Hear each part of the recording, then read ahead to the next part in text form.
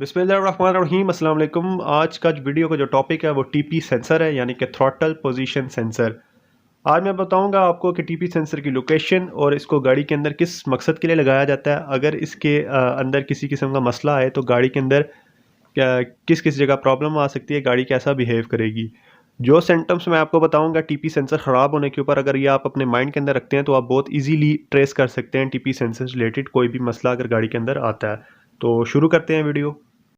TP sensor की location की बात करें तो ये आपको थ्रॉटल बॉडी के ऊपर जो मैनुअली वायर आ रही होती है एक्सीलेटर पैडल से, उसके बिल्कुल ऑपोजिट आपको टीपी सेंसर की लोकेशन मिलेगी। लेकिन यहाँ पे एक बात वाज़ह रहे कि जिन गाड़ियों के अंदर इलेक्ट्रॉनिक थ्रॉटल बॉडी आती है उनके ऊपर आपको टीपी सेंसर किसी जगह नहीं मिलेगा, क्योंकि वो एक इलेक्ट्रॉनिक थ्रॉटल बॉडी होती है और ऐप सेंसर की, यानी कि एक्सीलेटर पैडल पोजीशन के साथ उसका एक ग्रिप आता है 6 वायर वाला, वो उसके साथ कनेक्टेड होती है। उसके ऊपर किसी किस्म का टीपी सेंसर नहीं आता। अब बात करते हैं टीपी सेंसर के फंक्शन को। तो किस मकसद के लिए टीपी सेंसर को गाड़ी के अंदर फिट किया जाता है, तो इसका जो मकसद है वो थ्रॉटल बॉडी के अंदर जो बटरफ्लाई है इसकी लोकेशन, इसका जो एंगल है वो बताता है ईसीएम को, यानी कि जब हम एक्सीलेटर पैडल प्रेस करते हैं तो ईसीएम को नहीं पता कि कितनी पोजीशन पे कितने एंगल पे जो बटरफ्लाई है खुली है, किस मिकदार में हवा इंजन के अंदर जा रही है। तो टीपी सेंसर इसको सेंस करता है और ईसीएम को बताता है। ईसीएम इसके डाटे को कैलकुलेट करके इस नतीजे पर पहुंचता है कि कितनी हवा इंजन के अंदर जा रही है, और इसी हवा को हम इसी मिकदार के हिसाब से वो इंजन के अंदर जो फ्यूल है उसे प्रोवाइड करता है और एक प्रॉपर मिक्सचर बनता है। अब मैं आपको बताता हूँ कि अगर टीपी सेंसर के अंदर मसला आता है या टीपी सेंसर ख़राब हो जाता है तो गाड़ी के अंदर क्या क्या मसाइल आ सकते हैं।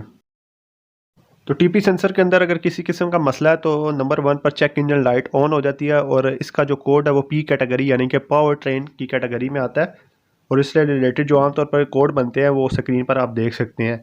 लेकिन कुछ केसेस में अगर टीपी सेंसर प्रॉपर ख़राब नहीं होता तो चेक इंजन कभी कभी ऑन नहीं भी होती।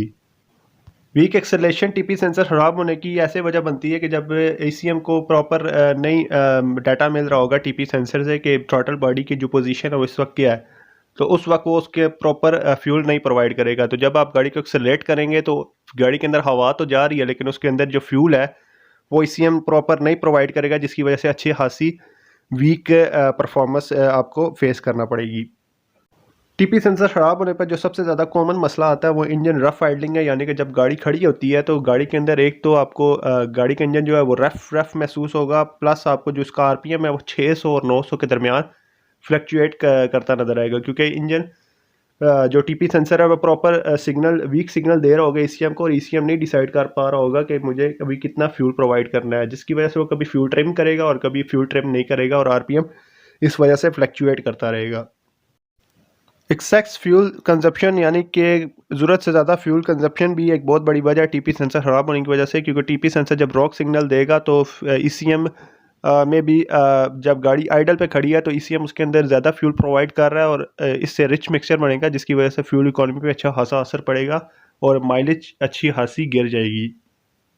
और लास्ट पे बात करते हैं एक्सेलेरेशन चेंजेस। तो टीपी सेंसर जब रॉन्ग सिग्नल देगा तो एक्सेलेरेशन में दो किस्म के चेंजेस आ सकते हैं। एक तो एक्सेलेरेशन वीक हो सकती है और प्लस एक्सेलेरेशन वीक नहीं भी हो सकती, यानी कि आपने एक्सेलेरेट किया ही नहीं है गाड़ी को, गाड़ी खुद बहुत एक्सेलेरेट हो रही है। तो ये टीपी सेंसर ख़राब होने की वजह से ये प्रॉब्लम भी बहुत ज़्यादा कॉमन है जब टीपी सेंसर ख़राब होता है।